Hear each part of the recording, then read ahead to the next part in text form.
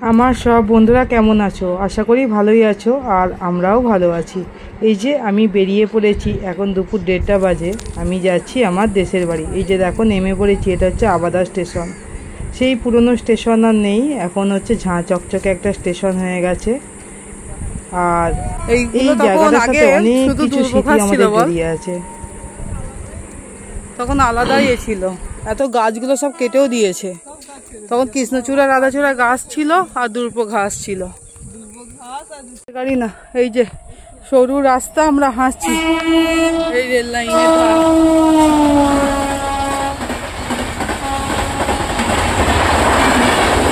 আমরা দুজনেই হাসছি, সামনে পিছনে কেউ নেই।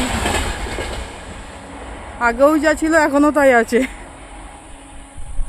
বল, এখন খালি রাস্তাটা একটু ভালো হয়ে গেছে, আগে আরো কাদা হতো। বল।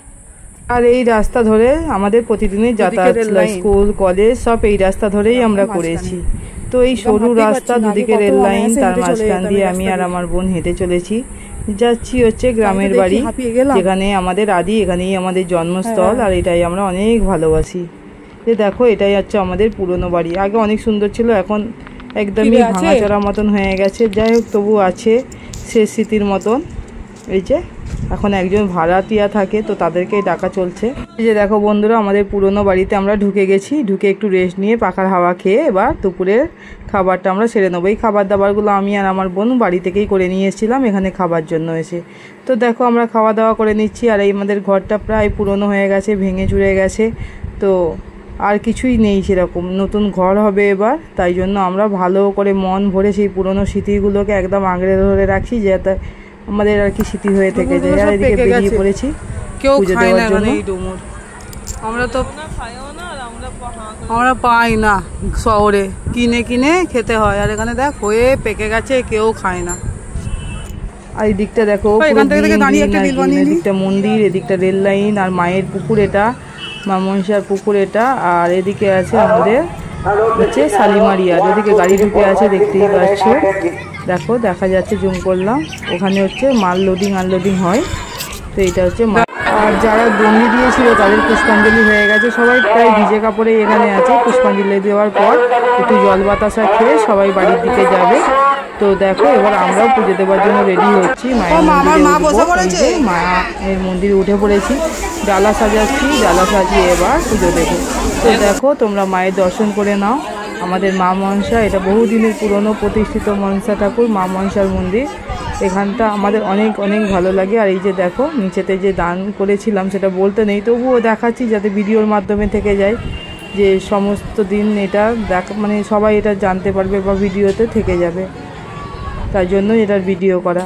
আর এটা হচ্ছে আমাদের গ্রামের স্কুল। আমরা স্কুলে পড়াশোনা করিনি, আমরা রেল লাইন টপকে পাশের পাড়ায় যেতাম। কিন্তু তারপরে আমরা যখন বড় হয়ে গিয়েছিলাম তখন এই স্কুলটা হয়েছিল, এখনও চলছে খুব ভালোভাবেই। আর এইদিকে দেখো, পুজোর শেষে বাতাসা ছড়ানোর পালা। এখানে বাতাসা পড়ে প্রচুর, এবছর যদিও বা একটু কম পড়েছিল, তবুও অনেক বাতাসাই ছিল। সবাই খুব এনজয় করে এইভাবে বাতাসা করে আর হরিলুট দেয়। তো কাদের কাদের এইভাবে হরিলুট দেয় আর হরিলুট করাতে কারা কারা ভালোবাসে সেটা কিন্তু জানাবে। আমরা গ্রামের মেয়ে ভাই, দেখো চারিদিকে খালি সবুজ সবুজ আর সবুজ। যখনই এদিকে আসি একদম মন ভরে যায়। এদিকে ঢেঁড়স গাছ আর এদিকে বরবটি রাস্তার ধারে হয়ে আছে, কত রাস্তার ধারে বরবটি হয়ে আছে একদম।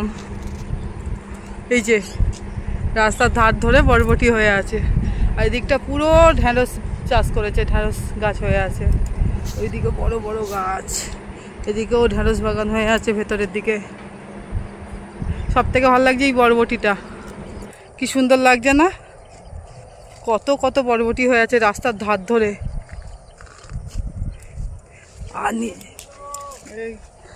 আরে ছবি তুলছি।